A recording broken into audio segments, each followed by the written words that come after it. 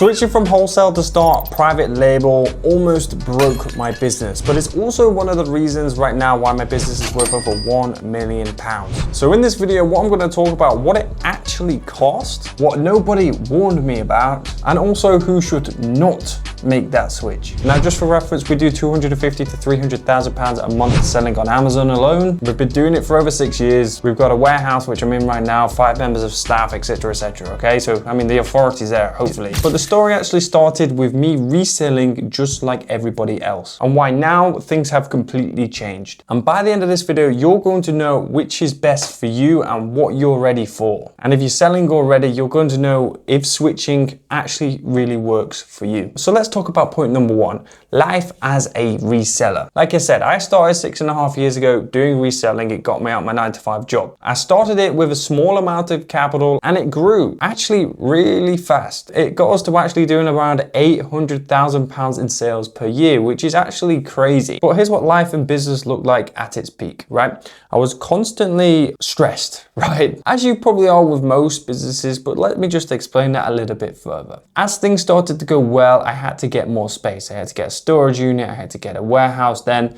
I had to employ staff because I mean, I was doing all of the packing, right? There's only so much packing I can do and then only so much sourcing I can do, and speaking with new manufacturers and new suppliers and things like this. There's only like so much you can do. So I had to take myself out of that packing side, putting labels on products all day long, so I could focus on sourcing more products and speaking with more manufacturers, speaking with more suppliers. So I was contacting like 100 suppliers per week, looking for new products all of the time.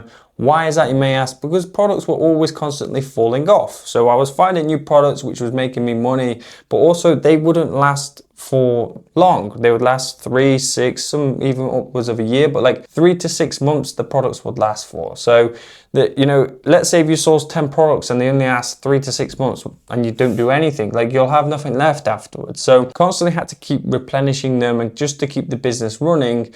And the actual inputs that I was doing, I was sourcing more products than I was losing, so therefore the business was growing. But that's basically how it is for a lot of people when they're doing the reselling method. What was genuinely good about it was the fact that I grew really fast. I got out my 9-to-5 after about 6 or 7 months, which is cool. I could live life on my terms and I was making more money than I was in the 9-to-5. But there really was cracks. Like I said, we were doing about 800k per year at one point, which off the top of my head is like 60 to 70k per month. But the reality is like the margin on it was very, very low. We're talking like 10% margins here. So let's say 70k, 10%, and that's like kind of gross margins as well. All in all, I was paying myself, staff and stuff. I didn't have that much left over. I also didn't have any control, and the more products I started to source, the more headache that I sort of scaled really. So I scaled a business, but I also scaled headache, because what happens with reselling, you're competing with other people, reselling against other people. So you have to, like, how Amazon works is basically you have the buy box, and like if you're not in that buy box, then you don't make any sales. And how do you get that buy box? Mainly from price. So a lot of other people which are just reselling, they just undercut each other by a penny, a penny.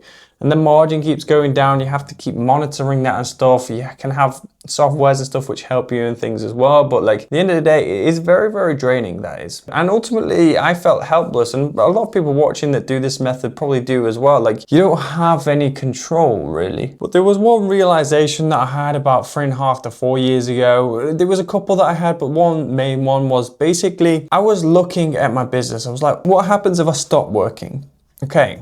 The business slowly declines, and then I just basically stop. If I stop sourcing products, then the business just declines, okay? So that's not ideal, is it? And then I was thinking, like, I hear people selling their businesses all the time, making multi-millions. That's usually when you get a large sum of money, really, when you sell your business. But like, I was thinking, like, I don't own anything. People can copy what I do. There's no intellectual property there, no nothing. So there was nothing special about me and my business. So I just decided to start making a change, to start owning more things. And that's when I started looking into private label. But you want to know, when I started making that transition, everything started taking a turn for the worst. And at the time, it was terrible. But in reality, the fact that I rid the wave and got through that, it was phenomenal. So let me just explain that a little bit. Actually, learning private label and taking action cost me a lot in terms of, obviously, I love having mentors and having people help me to do things. So, you know, obviously I've paid like 3 or 4 mentors now. I spent way over £10,000 learning, building brands. Oh, and then not something over then, marketing and things like that. So a lot of my capital went into that, but also a lot of my time and energy went into learning that and taking action as well. But so like I said just before, if I'd stopped focusing on wholesale and sourcing new products and things like this, then my wholesale business would decline. And that's exactly what started happening in real time, because I wasn't spending that much time on the wholesale stuff. You know, I couldn't. I was focusing on building brands. I was learning how to build brands and giving it my all, really. And you know, you can't give your all to 2 things, and one thing ends up suffering, and that was that.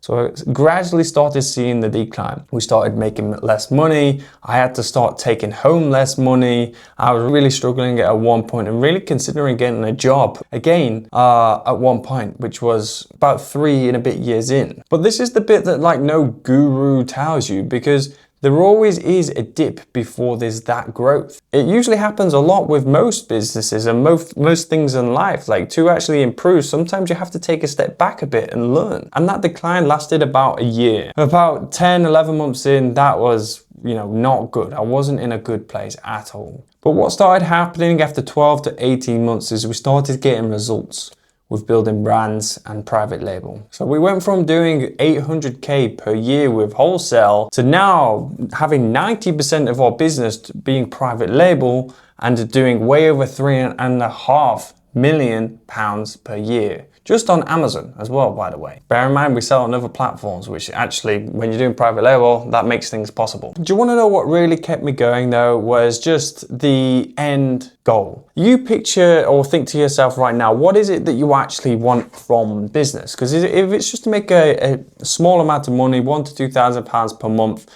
extra on top of your 9 to 5, or if it's just to maybe get out your 9 to 5, and then, you know, scale it to a reasonable business, but then only making 2 to 3K per month, be doing 100 grand a month, for example, in sales, but only taking home 3 to 5 grand of that at a maximum every single month. Okay, if that's your goal on that higher end, doing that 3 to 5K per month taking home, or it's just to earn a little bit extra alongside your job or something like this, cool, that's amazing. If you're going for the higher end, by the way, you'll have so much stress, it is crazy. But if your goal is to actually like maybe travel around the world, go on a few holidays per year, be able to do the school run with the family, with the kids, for example, or be able to work from home, or just do whatever you want. Live life on your terms, work whenever you want. Private label is definitely better for that, right? Because like with wholesale, you have to be speaking to suppliers between 9 and 5. Basically, you basically still have a 9 to 5 because you have to be speaking to the suppliers then.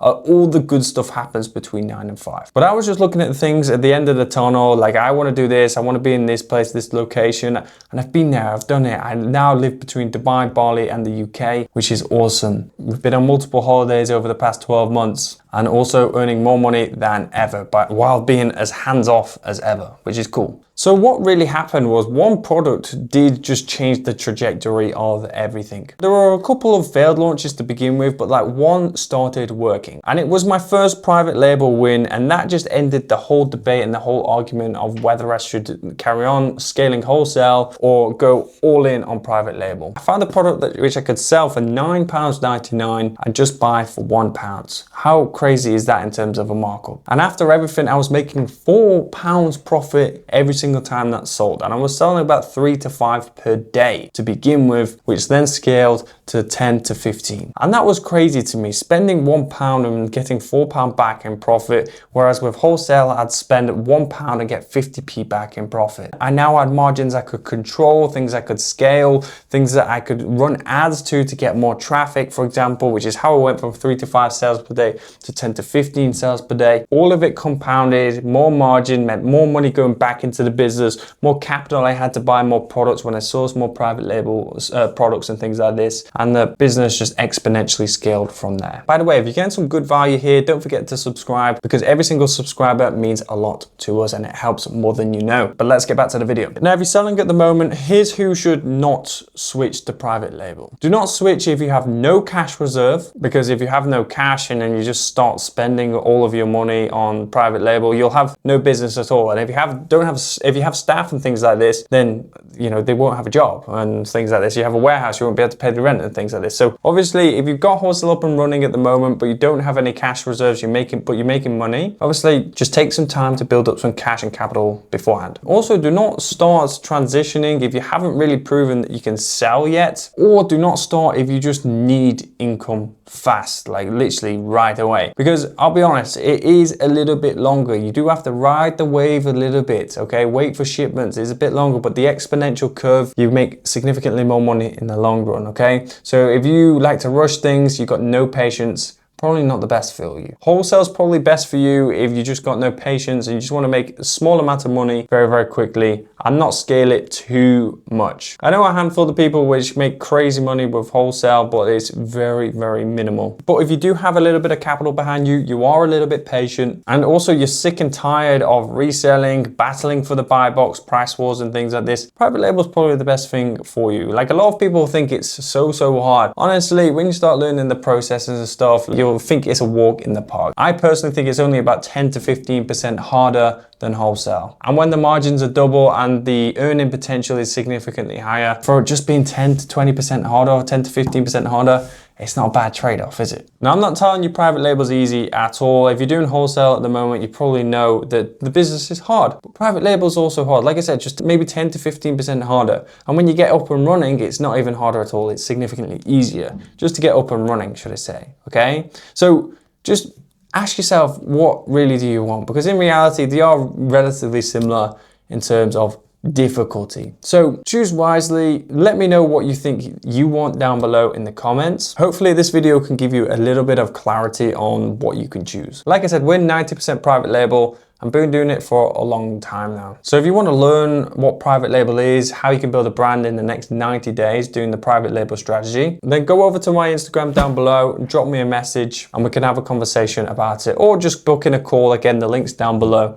to book in a direct call with me too. But without further ado, thank you very much for watching. Comment, subscribe, and I will see you in the next video. Peace out. See you later.